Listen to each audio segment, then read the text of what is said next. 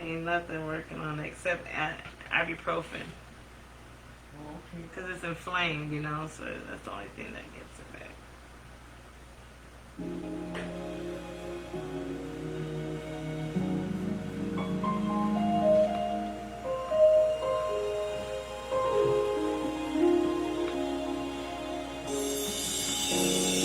Raise my hand up high to worship you, and I bow down on my knees, all praise to you. God, raise my hand up high to worship you, and I bow down on my knees, all praise to you.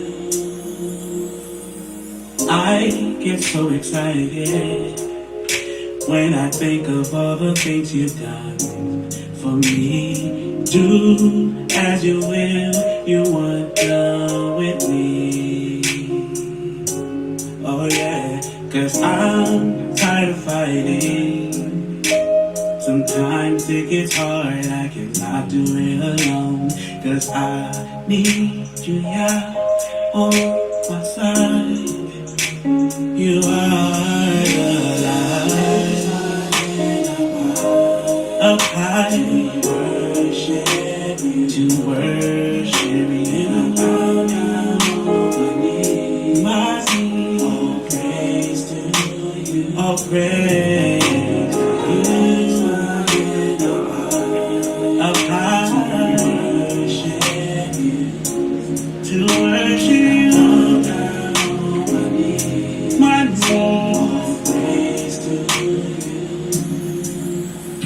I vow to be humble, yeah, hearken to my sincere supplication. When I'm weak and when I stumble, you are always there to catch me when I fall. You are my rock and salvation, only one that I can trust. You're my best friend. Whenever I'm in doubt, to you I'll give a shout. With hands held high, I'll be calling on your name. Yeah, I raise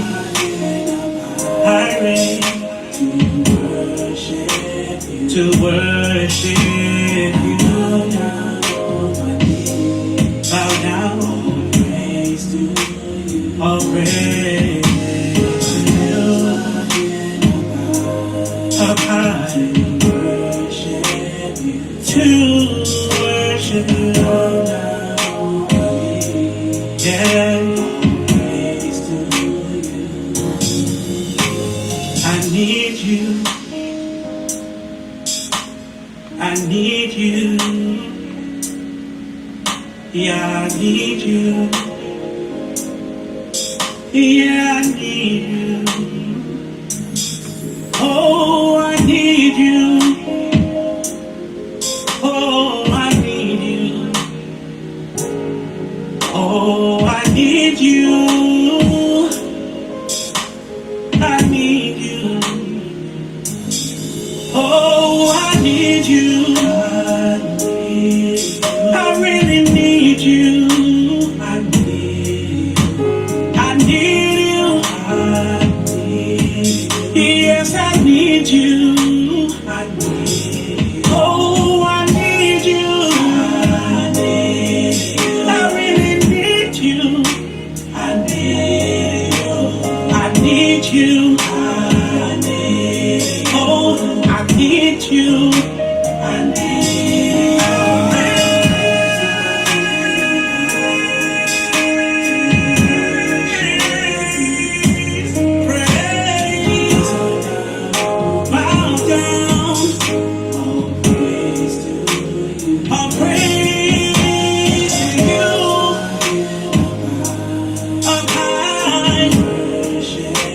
To worship you, bow down to my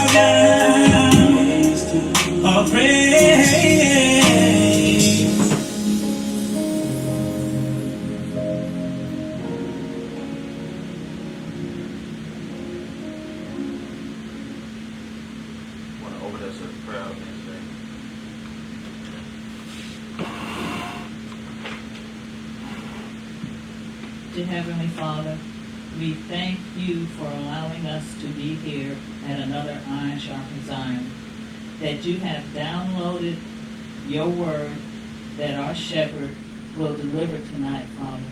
Thank you for the people that are looking at us via Facebook, the people that are here at the school, and continue to strengthen and guide us that we will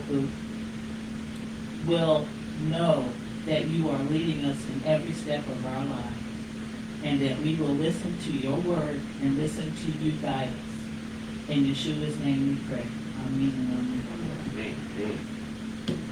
All right. Thank everyone for tuning in. Anyone we need to give a shout out to before we get started?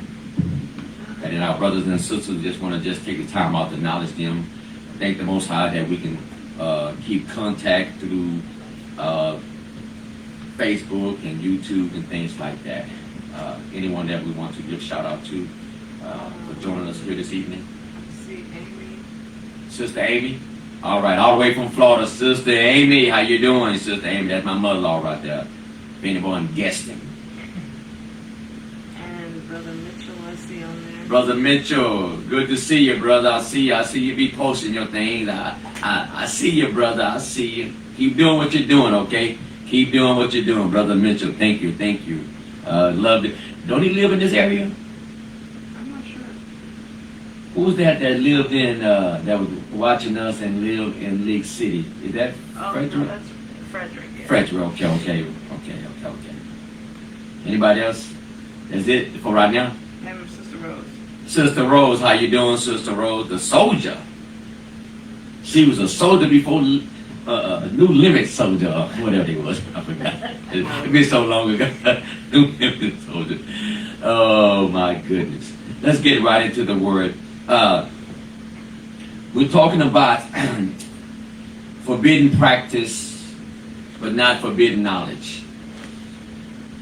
When I look at these things that are just occurring before our eyes, family, that I enjoy learning the feast. I enjoy introducing people to the feast, the Shabbat, the dietary habits, and the commandments, turning back to the Most High. I enjoy all of those things. But yet, there are other things I see too that need to be reminded or be on guard. Because in our book, we are told in Hosea 4:6 that my people are destroyed for lack of knowledge. Am I right? Now think about that verse that the Most High is speaking to Israel. My people are destroyed for lack of knowledge. So that verse is so powerful that knowledge can destroy you because you don't have the information. So when we talk about occult practice and forbidden practice, but that don't mean that you should not know what this stuff is and to recognize it. And I believe that just based on my observation of the many believers, even in the church itself, that the church is ignorant to the things that the Bible, the Word of God, talks about.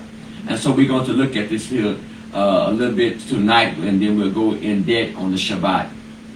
So let's go to Daniel chapter 2. Daniel chapter 2.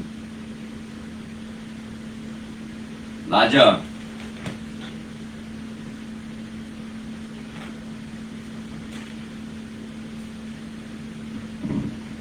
Let me get that water right there.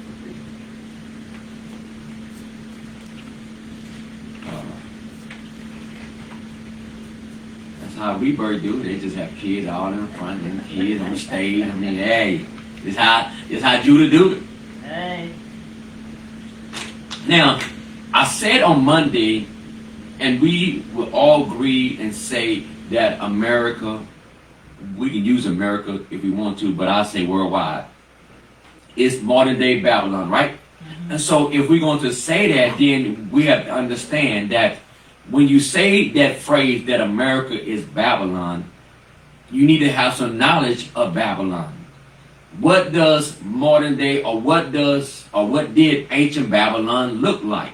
You know, that's very important, because we just can't say America's modern day Babylon and not understanding the nature and the character of Babylon. That's very important, family. So I brought out in Daniel chapter 2 that when Nebuchadnezzar had his dream, and remember who gave him the dream but didn't give him the interpretation. That's right. So in Daniel chapter 2, I brought out this here that I want us to pay highly attention to what is happening here. So when Nebuchadnezzar had his dream, right? He had his dream, family, because I need you to really get this here, because this is what they're using this forbidden practice, but they're hoping that we don't understand the knowledge or have the information. Now, the things I'm going to share with you, or the things we're going to talk about, I'm not saying go practice this here, because it's forbidden. But you got to know that it is this knowledge that they're using to manipulate us and control the world. Okay? So in Daniel chapter 2, we're told that Nebuchadnezzar has a dream.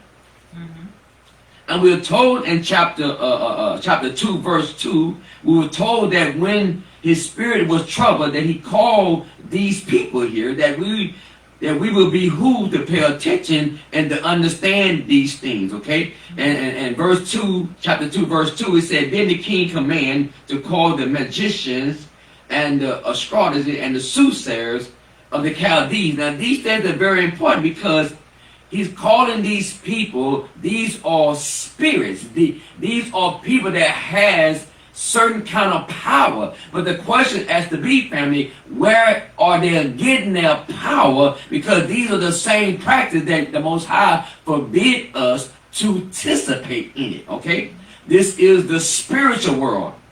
And so I want you to understand that if America is modern day Babylon, then the soothsayers came with them. The magician came with them. And I have wanted y'all to talk about, or to understand, that when we talk about the word magician, right? It's not somebody pulling a rabbit out of the hat. It's very important, family, we understand this here. Matter of fact, you can look it up. Someone can pull up on their phone. Let's do a little short recap. Look up the word magic, okay? Because this is where the word comes from. Very important. Let me look at something right quick. Because we got to understand these things from a biblical perspective, and not from what we've been learned or what we've been taught on TV. Okay? Because magic, watch what you're going to see. Magic, I ain't talking about somebody doing a trick card. We talked about that. I need us to renew our mind how the occult practice see magic, how they use magic to control the masses. Did you find anything? Yes. I know what I want, but I just want to see, are you going to come back with the same thing? The use of means such as charms or spells Uh-huh. believed to have supernatural power over natural forces. Uh-huh. Rites or incantations. An extraordinary power or influence seemingly from a supernatural source. Uh-huh. So those are just some of it. Now, I want you to think about it, because we look at magic as good. Something that's, oh, that was a nice trick. Man, did you see that? But if you understand the simple part of magic, it starts with a trick, it starts with a hat, but that's just the amateur stuff. But the real magician knows that the purpose of magic is to cast a spell upon you and to cause you to do things that you normally would not do. Okay, case in point, they cast a spell. Let's say that the coronavirus, right? COVID-19. Now, you know it didn't make sense for people to go out there and buy toilet paper like that. Now, as dumb as that seemed, you have to ask the question, why was people running out there buying toilet paper? The way that doesn't make sense. I never did figure that But one. I'm trying to show you how it's a spell to get you to do something that you normally wouldn't do. So when I'm talking about magic, this definition says that it's a ritual.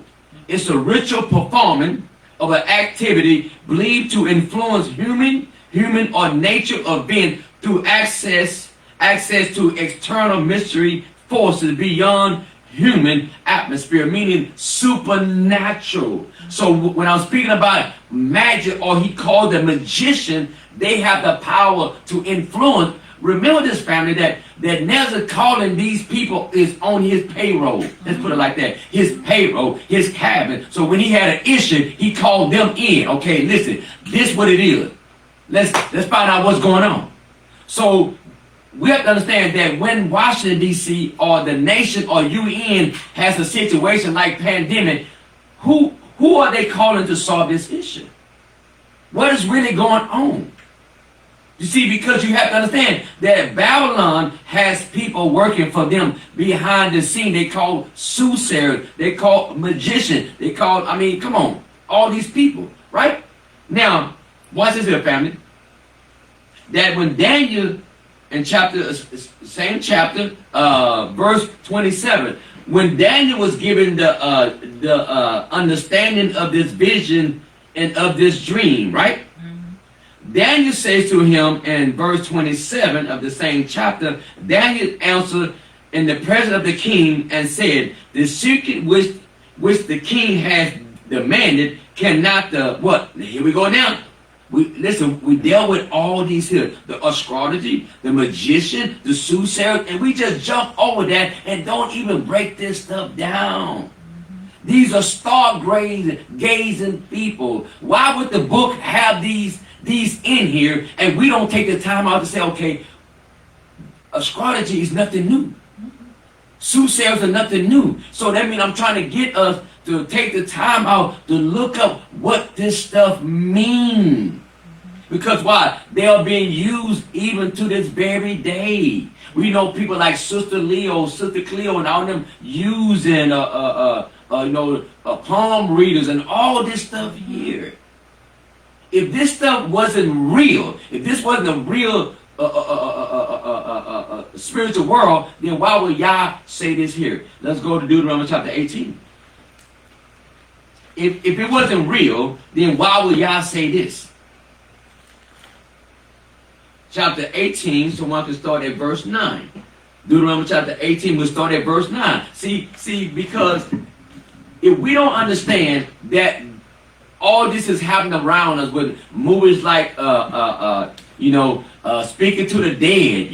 We had movies back in the day with Bruce Williams, people raised from the dead, and then they speaking to them, and I See Dead People, and all these things, the witch movies. I grew up watching Bewitched, I Dream of Jeannie, and all these nice movies, but all it was introducing us to the cult world. It really was. Now that I look back now, I'm like, yeah, I like the Bewitched. It was just a show. I didn't see nothing wrong with that. Why? Because I didn't know nothing about that world. I didn't see nothing about I Dream of Jeannie. Why? Because we watching how fine she was. But not knowing that you was being on a spell. That's how they bring us to desensitize us in this here, the same way they came out with that movie many years ago, Harry Potter, whatever it was. Yeah. And it was all about witches and sorcery, all this stuff here. And the woman became now, ask the question, how did the school teacher get that kind of vision? Think about that. School teacher. So in this book here, in Deuteronomy chapter 18, verse 9, when thou art come into the land which Jehovah thy Elohim giveth thee, thou shalt not learn to do after the abominations of those nations. Notice, don't learn this stuff. Don't practice this stuff. Go ahead. There shall not be found among you anyone that maketh his son or his daughter to pass through the fire, or that useth divination, or an observer of times, or an enchanter, or a witch, or a charmer, or a counselor with familiar spirits, or a wizard, or a necromancer. Now, be honest. How many people know all this stuff here? No. Not a lot. We don't. I mean, any wizard, we don't understand. Wizards ain't nothing new. The stuff that we see on TV, we see wizards, we see it from a Hollywood perspective. But what does this stuff mean that the Most High, the God who made the heaven and earth, saying, listen, when you come into the land, when you come into America, don't behave like this here. Don't practice this here. Don't do this here. And so he said, I'm giving you this land. And we might not even do any of this stuff here, but we watch it. We allow our kids to watch it. Think about it. I grew up watching stuff like that. Not even knowing the harm or the danger of it. Right. So he says here, the first thing he says, the fire of a divination. Divination. Let's look at this word here, 7081. Let's break these down, family, to the best of our ability. We got to get understanding because the Most High said, listen, if this Babylon, if this stuff here was in the ancient world, it's a spirit. It has not gone anywhere. And this stuff is all around us, and the church is ignorant to all this stuff. Ignorant. So the word for divination is kosim. Kosim, which is a Q, E-S-E-M. Kosim. It is a masculine noun meaning divination. This word describes what? A court practice. Foreign nation that was prohibited against Israel. In Israel, we prohibit, we are not to practice this here, right? False prophets use divination to prophesy in God's name. Let's look at this verse here. Jeremiah chapter 14, verse 14. Can you use divination in the church? Yes, you can. Watch this here. Jeremiah chapter 14, verse 14. You can be using, there can be ministers using divination on you to get you to do things that you normally wouldn't do. That's right. So Jeremiah chapter 14, verse 14 says what? Then Jehovah said unto me, the prophets prophesy lies in my name. I sent them not, neither have I commanded them, neither spake unto them. They prophesy unto you a false vision, a divination, and a thing of naught, and the deceit of their heart. Here's the prophets in Israel. They are using a court practice on the Most High people. Think about that. You wouldn't even know if these big-time pastors or even little-time pastors, how would you know if a pastor using divination upon you? How would you know it if you don't know how to recognize it? That's right. And when you're using and casting spells, you use something like words, you use music, you use lighting. Notice the magician, how the lighting be a certain way, and the music, the move and everything. Notice that when the divination comes, or when the time of offering comes, notice how the lighting is dim, the music is certain. I'm using all these images, how they're using certain things to get people to do things they normally wouldn't do. And I guarantee you, at the end of the day, people's like, how was I able to give this much? Divination. And notice what he says again. He said that the prophets, they what? They prophesy unto you false vision, kazan visions, and divination, a thing nothing, another, and deceit of the heart. This is in Israel. This is in Israel. This is the same word for divination. It is forbidden. It's forbidden for a man of God to promise you things. To promise you things that God did not say. That's divination. Anytime a man of God has to use giving to get you to give something out of your pocket, that's divination. Wow. That's divination. Think about that, family. We don't see it like that. Those are spells. Tell it. This is what they're doing. In the book of Ezekiel, Ezekiel chapter 13. Ezekiel chapter 13. Watch this here, family.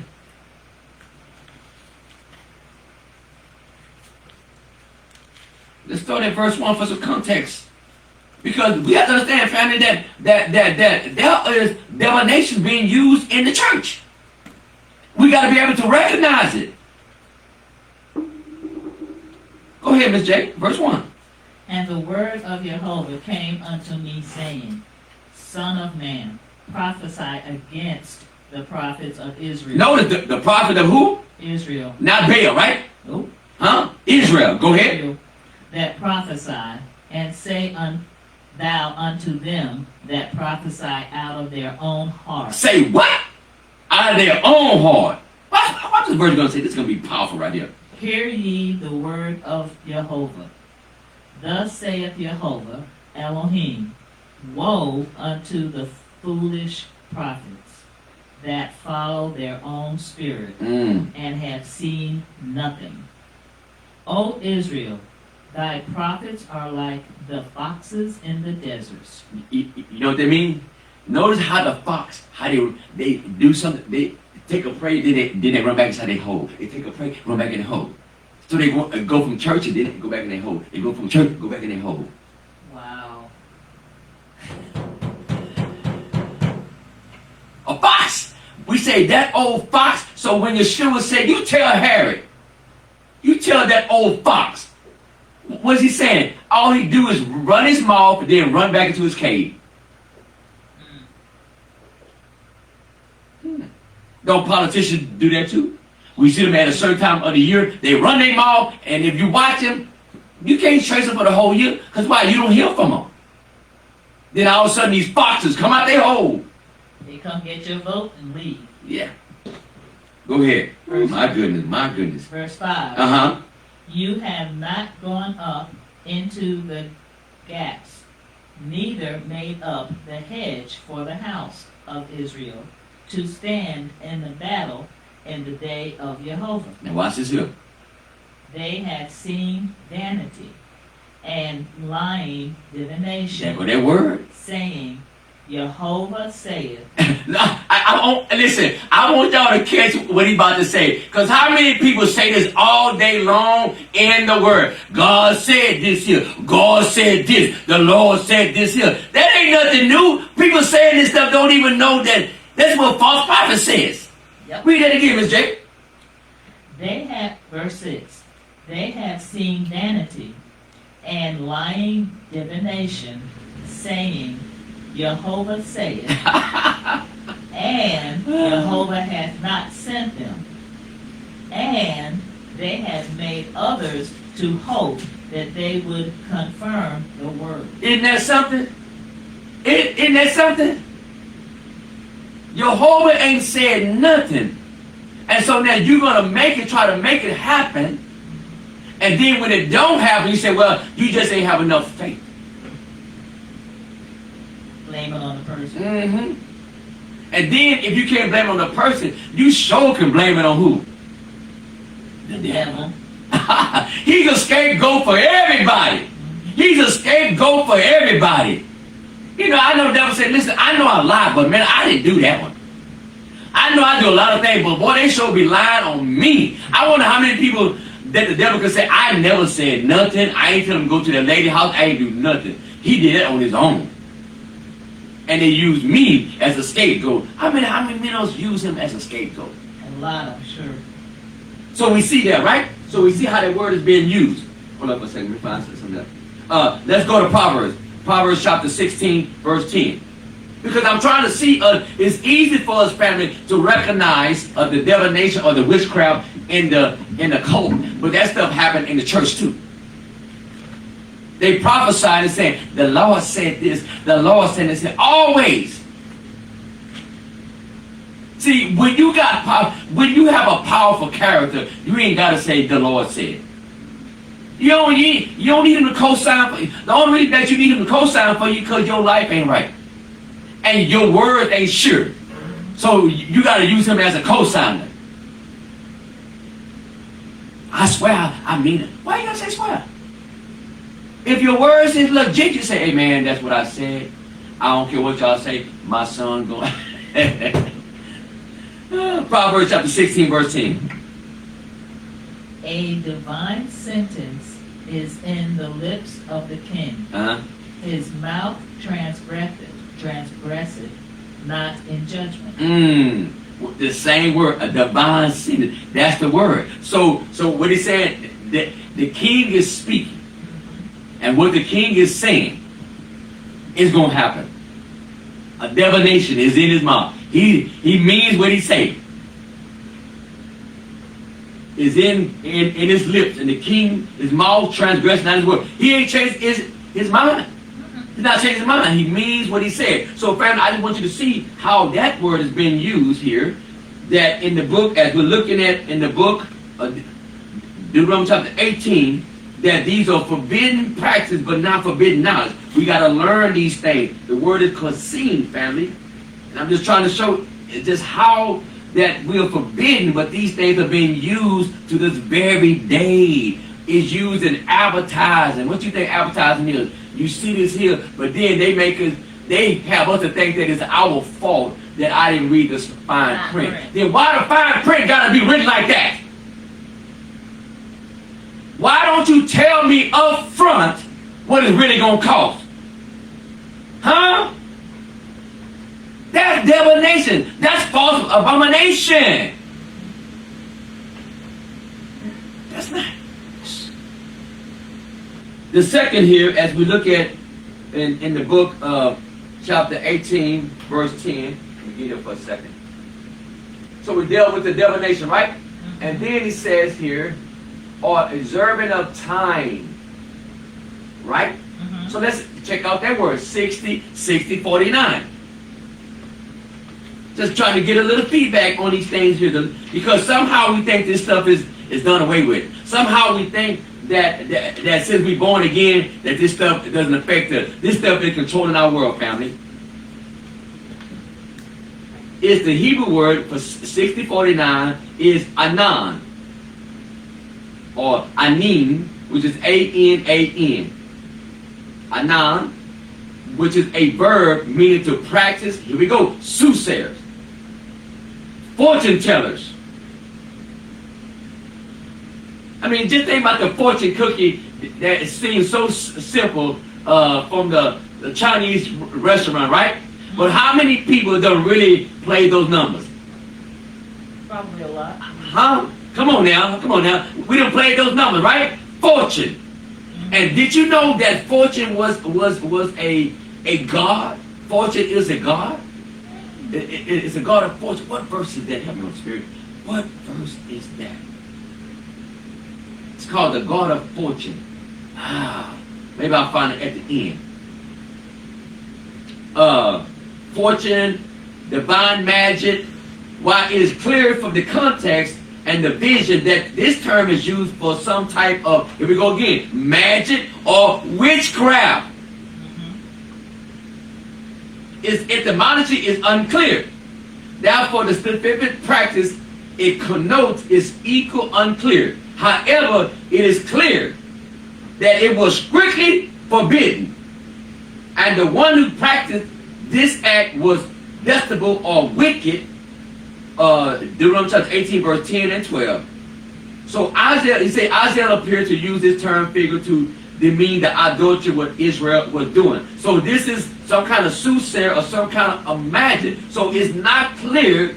That's why we got to do etymology words and word study to understand what is this, because the scripture is using these words.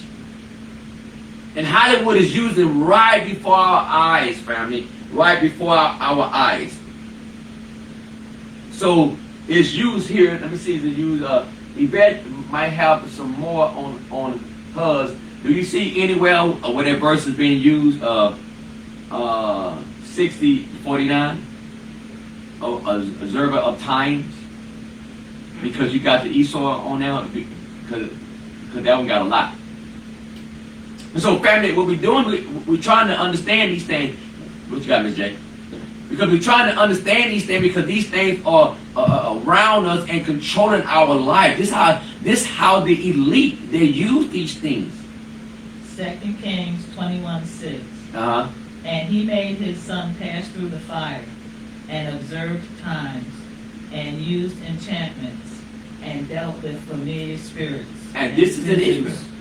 And wizards. Wizards. So all these things have to be looked up, family. All these things got to be checked out. We read this here, just read over it, and not understanding that if they was practicing these things in the ancient world, would they died off or something? No. How they died off? So how we know that we not being used by sorcery and witchcraft and divination? We see it all around us with Walt Disney, these shows, these movies, and you know that dog whisper and all this kind of stuff. Well, I'm not sure what channel it is because I don't watch it.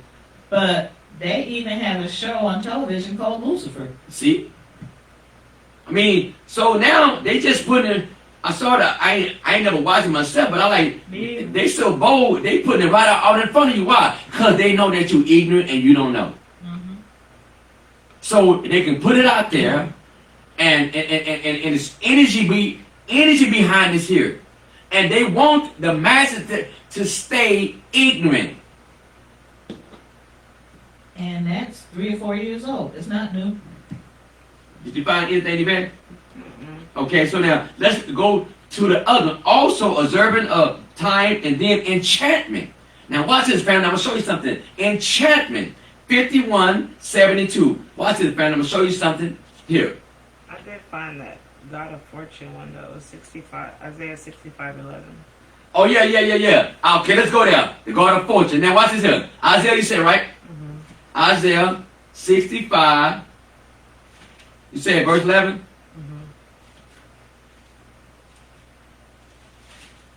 Now watch this, family.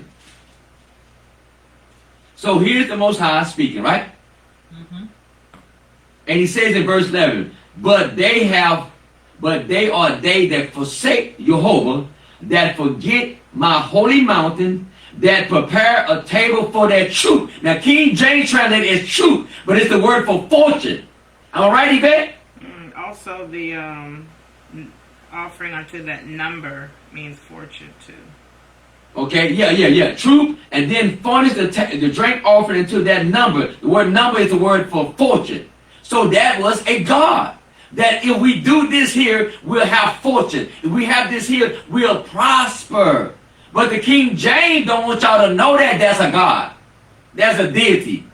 You say, well, we know there's only one God, but there's something that about the spiritual world that if you make sacrifice to these demons, you will get this here. See, we don't understand this here. And these gods love, these demons love blood sacrifice. Why do you think America shares so much blood? Huh? They love blood sacrifice. It's the highest form, the highest one that you can get more power. And the younger the blood is, the more power.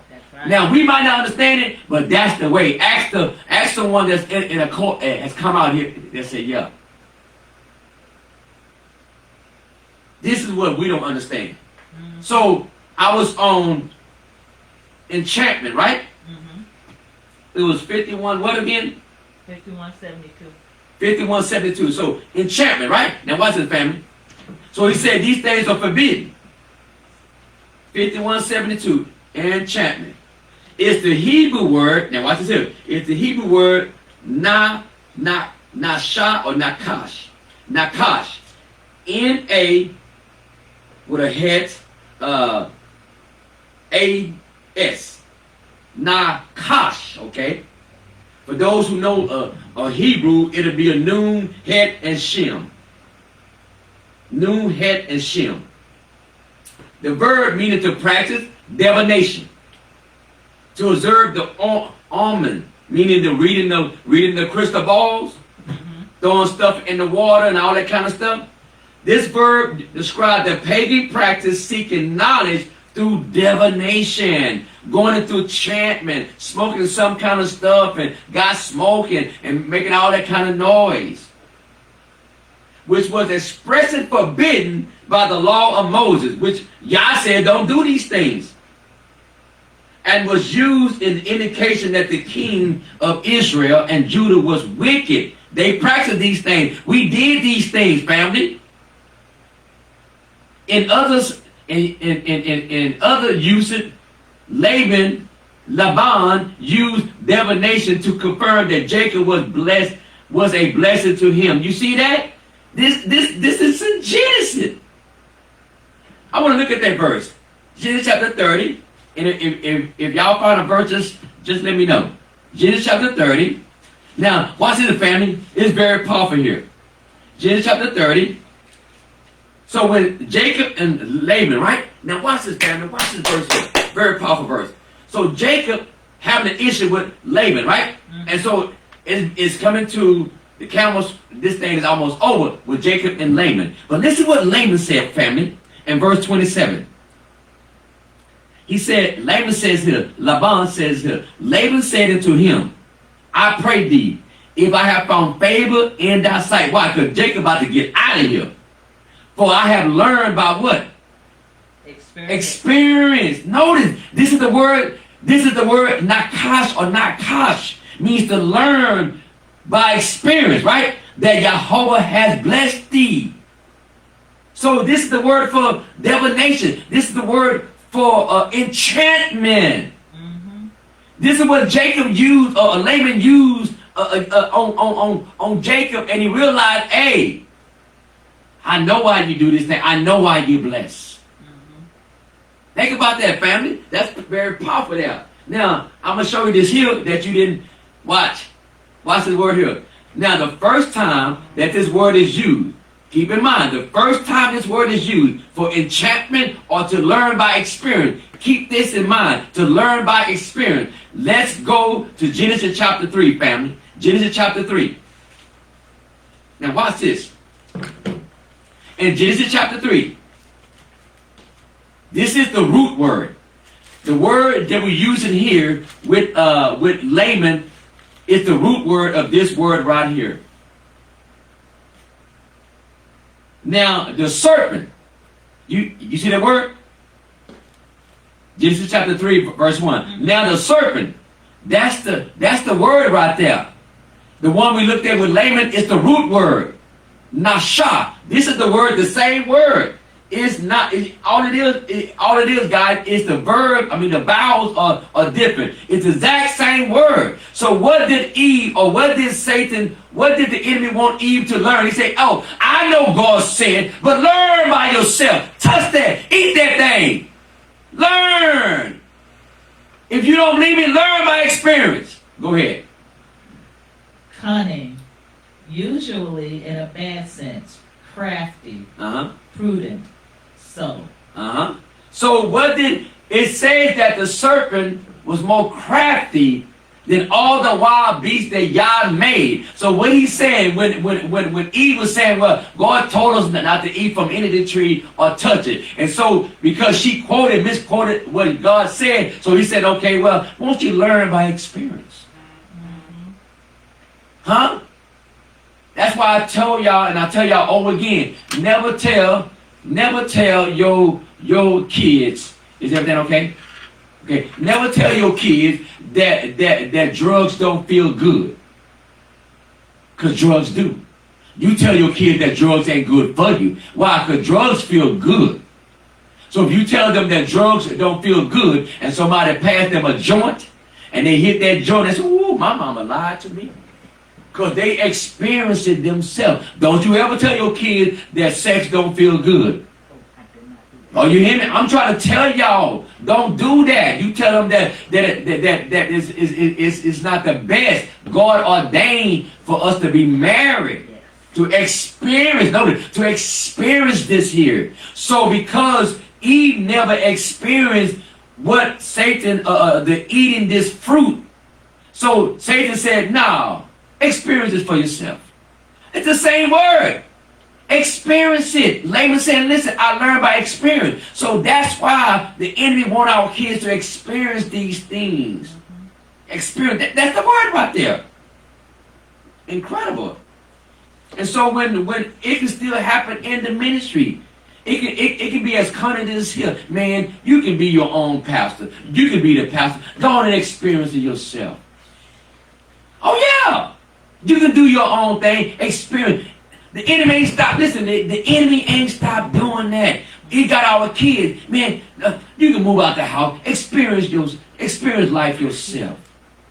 That kid ain't, I don't care if he is in college. My son ain't ready for no, come on now. Then take a long to figure that out. But I'm just saying, and I love, and I agree with my wife saying now, like, no, you get out the house when you marry.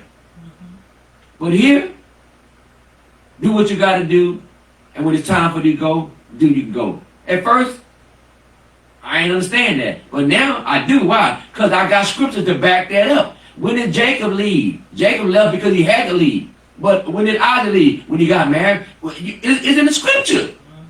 The only ones that got in trouble, the only ones that got married, is the ones that was rebellion. Esau left, right? Then Esau married all kind of women, didn't he? Huh? See, when you push your kids out of the house, yeah, they start marrying, coming on with these Canaanite babies. Yeah. So this word here, enchantment, is to learn by experience. Family, the Most High never wanted us to enjoy sex outside of what he wanted. He never wanted us to experience these things. Why? Because he knows that no, that's not good for you. That's not good for you. That's not good for you. So this is how this word is used, family. So let's go back to Deuteronomy chapter 18. So all I'm doing tonight, family, is just trying to get us to understand that I know about the feast. You know about these things, but I'm trying to get you to understand that these are the things that's controlling our world. The divinations. And we saw that it can be even used in churches. Observing of time. The enchantment, the same word. And now let's look at the word witch, the second one. Which, probably the third one. Witch, 3784. See, I'm trying to get our image from what we learned from TV. Is that all right? Mm-hmm. Let's get our image from the biblical perspective. 37, I said, right? 3784. 3784. And I'm using a dictionary. I'm using a Hebrew dictionary. You found it, Miss Jane? Mm-hmm. Go ahead. What we got? Can you pronounce it? Cashapp. Okay. It had the I sound, so it didn't have the shin. It's a cough, shin, and kashapp, so it'd be cashapp or cashapp. Cashapp, okay, with the ka. Kashaph. Now watch this. Go ahead. A primitive root, properly to whisper a spell, that is to enchant or practice magic, sorcerer, use witchcraft. Y'all know how much whispering go behind these closed doors about us? Huh? In these high places. Notice how all this stuff, even though it has different names, but it's all one and the same. Sorcery, witchcraft, all of the same. Watch this, family. So we see in the Strong's, a good dictionary I got here, a verb meaning to practice magic. Now you got to keep the definition of magic, not someone pulling out of the hat. It's to call supernatural power to get things to move in a certain direction, like they're doing with the pandemic right now, to get us to move to a one world government. Don't think this by accident, family. Nope. A verb meaning to practice magic, to practice sorcery. It occurred with words similar to the meaning in Deuteronomy chapter 18, verse 10. While the exact meaning of the word is observed, it involved supernatural power. Are y'all hearing me, family? Supernatural power. Now, what's interesting that as I brought out Monday, and it's worth bringing up again, when I saw this here, family, in Exodus chapter 7. Exodus chapter 7.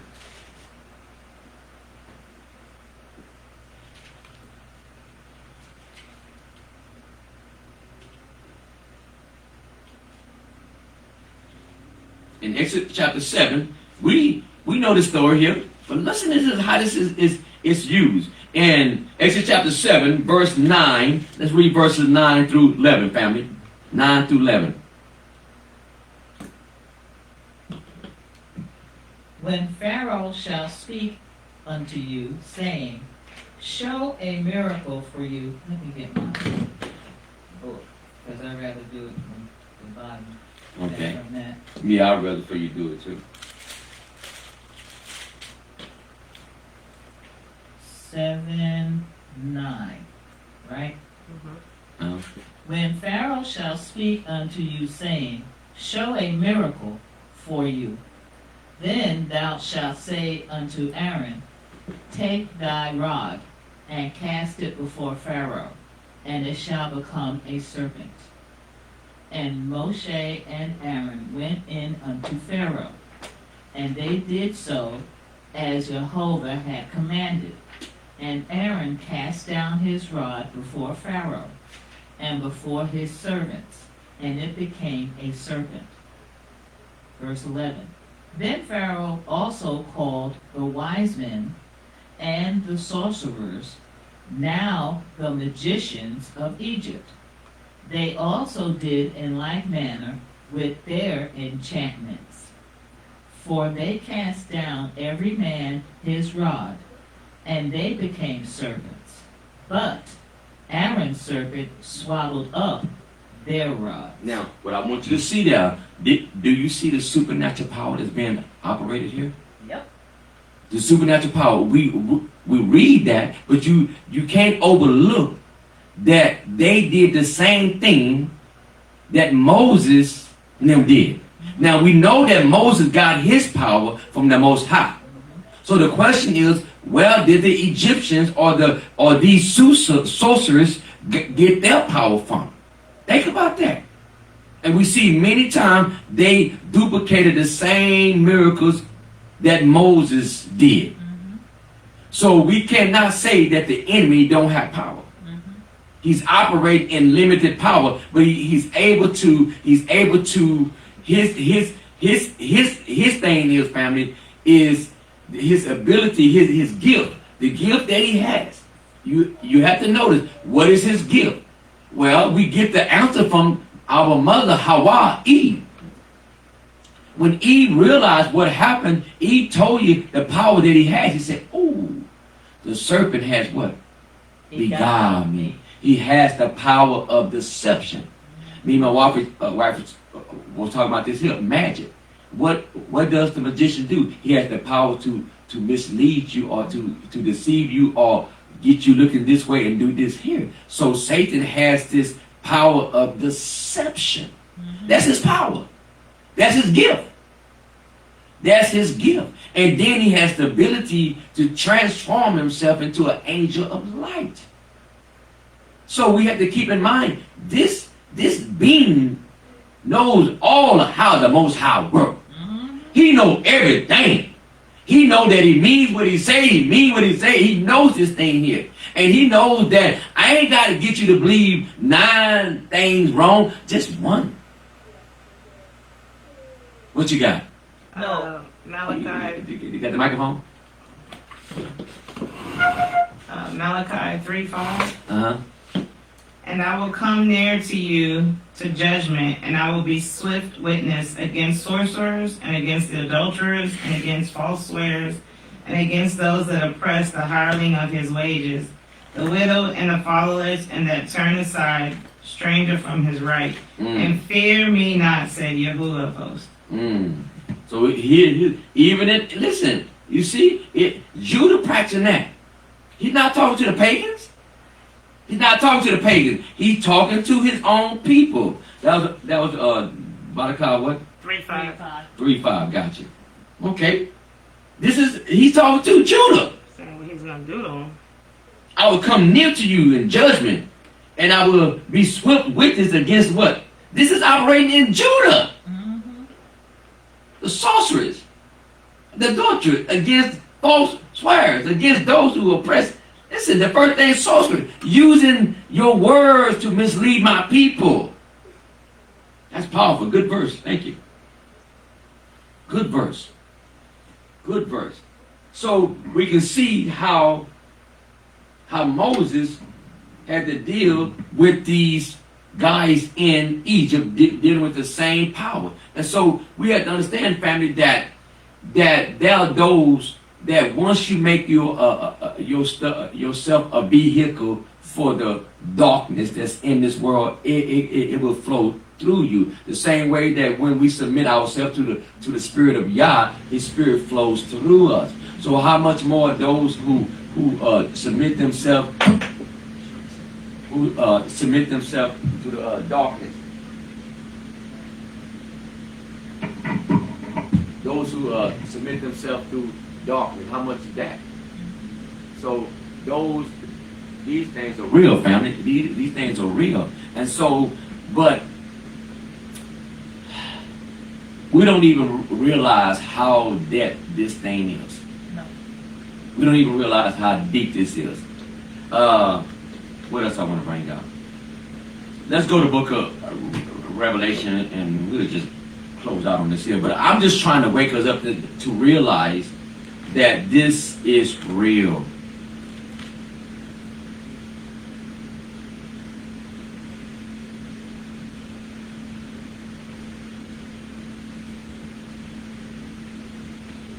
We listened to our brother from Rebirth of a Nation last night. He did an excellent job on the Melachim, the angels. Did an excellent job. And so it just opened my eyes, you know, as he was teaching. I was just scriptures that's going through my mind, just seeing these things, just that's understanding that the real world is not the world that we see. It's the spiritual world. So in the book of Revelation chapter 13, family, watch this here.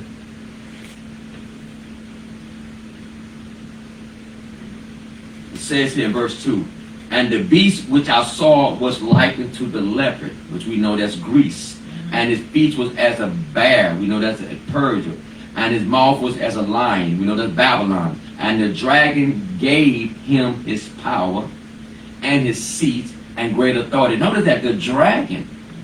And so we know, according to Revelation chapter 12, verse 9, that it says, and the great dragon was cast out, that old serpent called the devil and Satan, which deceived the whole world. He was cast out into the earth, and his angels, his Melachim, were with him. So we see that how the dragon has power. So that's why he told the Messiah that if you bow down and worship me, I will give you all these kingdoms, for it has been given to me, and I can give it to whoever I want to give it to. So he's speaking this here. And so when we look at this here and see him giving power to this beast, which we know that if it mentioned these other three beasts, then we know that the fourth beast had to be wrong. You see what I'm talking about, family? I want to bring out something else right quick. And now, this is what y'all need to really understand here. It says in verse 3, and I saw one of his head as it was wounded to death, and his deadly wound was healed, right? Mm-hmm. And what? All what? The world. All the world wonder after the beast. Listen, as I look at the politician, this circus that was going on for a few months, and as people are being divided over the Republic, right? Now watch this, family. Being divided over the Republic and Democratic, trying to put their man in the place for their benefits, right? But what the world don't know, what we should know, there's one man that's gonna lead this thing. There's one man that's coming on the scene, and the whole world is gonna worship this man. Satan, the adversary, the Antichrist, he finally gonna get what he wants, the world to worship him. And they are. Mm-hmm. They're gonna worship this man. Mm-hmm. The book tells us this. So when we look, you say, how could they be? Well, the same way people are doing it right now with the Republic and the Democratic. Look how much more. Now you take this man who has power to change things. What you think people are going to do? Worship him. Mm-hmm. And it says here, verse 4, and they worship what? The dragon. Who is the dragon? Well, we just saw in verse 9. They worship the dragon, which gave power into the beast. The scripture is telling us the day is coming that the whole world is going to worship Satan, and his false prophet. This is what the book is saying. This is, family, this is what the grand stage is about. Yep. This is the stage that the world has been pushed Yep. to the worship the dragon and the beast. That's right. And they worship the beast, saying, but listen, the book tells us what they're going to say, family. Who is like the beast? Who is able to make war with the beast? The book of Revelation telling you this is what the whole world is going to say, family. So as we preparing for whatever, the politician, whatever, that's nothing, y'all. That's a counterfeit. That's nothing. That's working is after Satan. They are just being puppet leading up to the grand ultimate when they gonna move out of the scene and the real man's gonna stand up. That's all they doing, setting the stage. They role is to make both parties at the point that both parties is terrible, nothing. We don't want nothing. And this one man just gonna come out the scene, just change everything. Change everything. So we're at the stage right now. They got a thing now, the UN, everybody, to reset. Reset for what? Because they know what's about to happen. They know about to happen. We were told in the book of Revelation that the dragon knows. He say, this is what it says here. Verse Revelation chapter 12, verse 10. Revelation chapter 12, verse 10. And I heard a loud voice saying in heaven, now is salvation and strength and the kingdom of our Elohim and the power of his Messiah. For the accuser of our brother is cast down, which accused them before our God when? How? Day and night. What are you saying about us? We ain't worth nothing.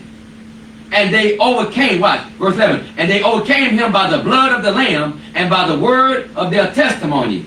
They loved not their life unto death. You see that? Therefore rejoice, ye heaven, and ye that dwell in them. But what? Woe unto the inhabitants of the earth. Why? And the sea. For the devil is come down unto you, having great wrath. Before, why? Because he knows that he had but a short time. He knows he had a short time. A short time, is Jay. Let's close on these few verses. Go chapter 13, family. We're going to jump down to verse 11. Huh? Revelation chapter 13, verse 11. And I beheld another beast coming up out of the earth, and he had two horns like a lamb, and he spake as a dragon, and he exerciseth all the power of the first beast before him, and causeth the earth and them which dwell therein to worship the first beast, whose deadly wound was healed. Do y'all understand what's about to happen? A global worship of this person, this beast. We can't imagine that what's going to drive the nation or the world to worship this beast. Verse 13, whose deadly wound was healed. Verse 13, and he does great, watch this, and he does great wonders, so that he make what? Fire come down from the heavens on earth in the sight of man. And because he did these things, it says, verse 14, and deceived them that dwell well on the earth. How? By the means of these miracles which he had power to do in the sight of the beast, saying to them that dwell on what? The earth, that they should make an image to the beast which had the wound by a sword and did live. Incredible, family. A world worship of this person. Verse 15 says, and he had power given, and he had power to give life into the image of the beast.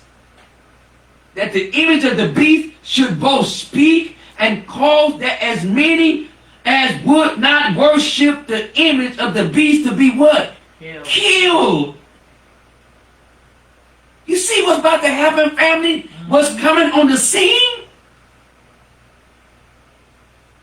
Verse 16, and he calls all, both small, great, rich, poor, free, bond, meaning I don't care if you're in prison or not prison, to receive a mark in their right hand, their forehead, and that no man might buy or sell, say he that had the mark or the name of the beast, or the number of his name.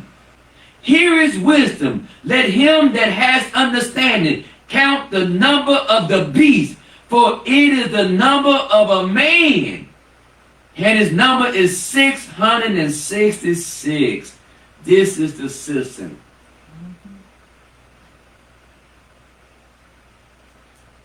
This is what we're leading up to. And using enchantment, divination, witchcraft, all these things to manipulate us. From the media, they ain't got, that's a witchcraft. That stuff means nothing. That stuff means nothing. They're not telling us the truth. They're part of the system. Right. They're part of the system. It's time for us. So listen, all this politician stuff they do every year, 2 to 4 years, it keeps the country off track while they continue to do what they do. Like having these people learn by now that ain't no president elected. He's selected to do what the beast wants you to do. So I put someone in the White House that's going to otherwise make you hate power, to make you hate, you know what I'm saying? Then now it makes it so possible for this man to come on the scene and to make everybody's life just so beautiful. And the scripture says, and the world, not America, the world worship the beast. That's why I'm doing this here. Why? Because there's other people can teach about the name. There's other people can teach about who the people and the feast and all this kind of thing. But we cannot ignore this, family. That's right. We cannot ignore. I told you about that positive. That's good stuff right there. But yet, what they doing? Setting up this system. Notice that the stuff that we're learning now, the book of Revelation ain't talking about that. Revelation say, don't forget about this system. At the meantime, as we turn it back to the Torah, the feet, don't forget about this system. Don't forget about this system that's going to be set up. And they're slowly moving us this situation. So we're not to sit around and gossip and talk about all this politician stuff. No, we're getting in prophecy. So no, the stage is being set. What was that Greek philosopher said that the stage is a world? That the world is a stage?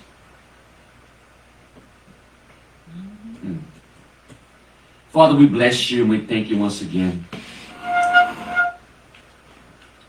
Abba, as you gave the wisdom and knowledge to Daniel the prophet in Babylon, when these visions came forth, and Daniel, our beloved Daniel, said to Nebuchadnezzar, he said, could not your magician, your soothsayers, explain these things? No, they couldn't. But Daniel said, there is a God that knows what's in the dark, and he reveals secrets unto his servant. So, our God, you have given us your word. There's no new revelation. It's only just need to be revealed to us.